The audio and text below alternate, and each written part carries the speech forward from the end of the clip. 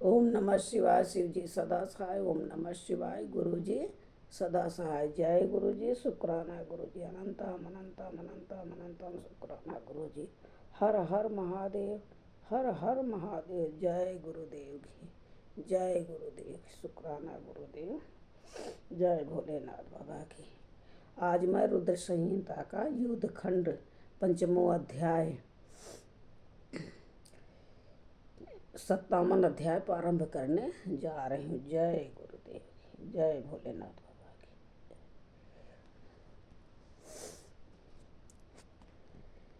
की। गजासुर की तपस्या, वर प्राप्ति और उसका अत्याचार, शिव द्वारा उसका वध, उसकी प्रार्थना से शिव का उसका चर्म धारण करना और कीर्तिवासा नाम से विख्यात होना तथा कीर्तिवासेश्वर लिंग की स्थापना करना। सनंद कुमार जी कहते हैं, व्यास जी अब परम प्रेम पूर्वक शशि मौली शिव के उस चरित्र को श्रवण करो जिसमें उन्होंने शिव त्रिशूल द्वारा दानवराज गजासुर का वध किया था। गजासुर महिषासुर का पुत्र था। जब उसने सुना कि देवताओं से प्रेरित होकर देवी ने मेरे पिता को मार दिया था, तब उसका बदला लेने की भावना से उसने घोर तप किया। उसके तप की ज्वाला से सब जलने लगे। देवताओं ने जाकर ब्रह्मा जी से अपना दुख कहा। तब ब्रह्मा जी ने उसके सामने प्रकट होकर उसके प्रार्थनानुसार उसे वर दे दिया कि वो काम के बस होने वाले किसी भी स्त्री या पुरुष से नहीं मारेगा, महाबली और सबसे अजय होगा। स्वप्न क्रिया में शंकर ने उस पर प्रसन्न होकर इच्छित वर मांगने को कहा।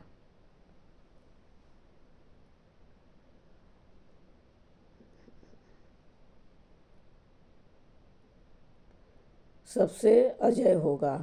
वर पाकर वो गर्भ में भर गया।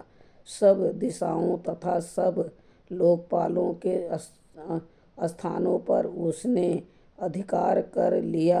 अंत में भगवान शंकर की राजधानी आनंद वन काशी में जाकर वो सबको सताने लगा। देवताओं ने भगवान शंकर से प्रार्थना की, शंकर काम विजयी हैं ही। उन्होंने घोर युद्ध में उसे हराकर त्रिशूल में पिरो लिया। तब उसने भगवान शंकर का स्तमन किया। शंकर ने उस पर प्रसन्न होकर इच्छित वर मांगने को कहा। तब गजासुर ने कहा, दिगंबर स्वरूप महेशान, यदि आप मुझ पर प्रसन्न हैं तो अपने त्रिशूल की अग्नि से पवित्र हुए मेरे इस चर्म को आप सदा धारण किए रहें। विभो, मैं पूर्ण गंधों की निधि हूँ, इसीलिए मेरा ये चर्म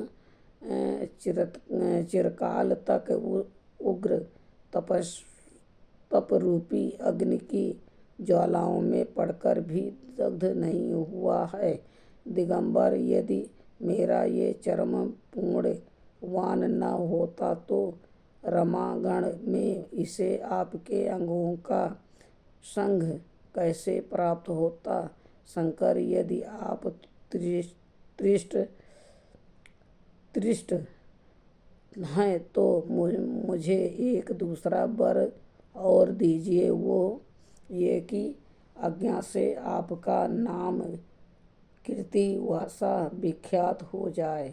सनंद कुमार जी कहते हैं, मुने गजासुर की बात सुनकर भक्तवत्सल शंकर भगवान ने परम प्रसन्न होकर महिषासुर नंदन गज से कहा, तथास्तु, अच्छा ऐसा ही होगा।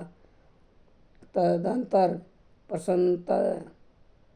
नात्मा भक्त प्रिय महेशान उस दानवराज गज के से जिसका मन भक्ति के कारण निर्मल हो गया था, पुनः बोले।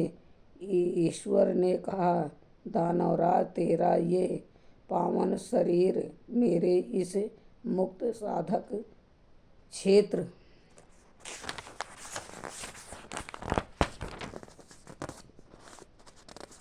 काशी में मेरे लिंग के रूप में स्थित हो जाए। इसका नाम कीर्तिवासेश्वर होगा।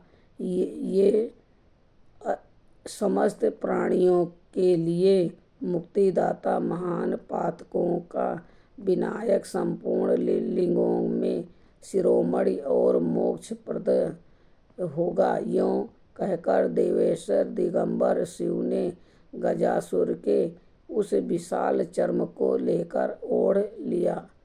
मुनीश्वर, उस दिन बहुत बड़ा उत्सव मनाया गया।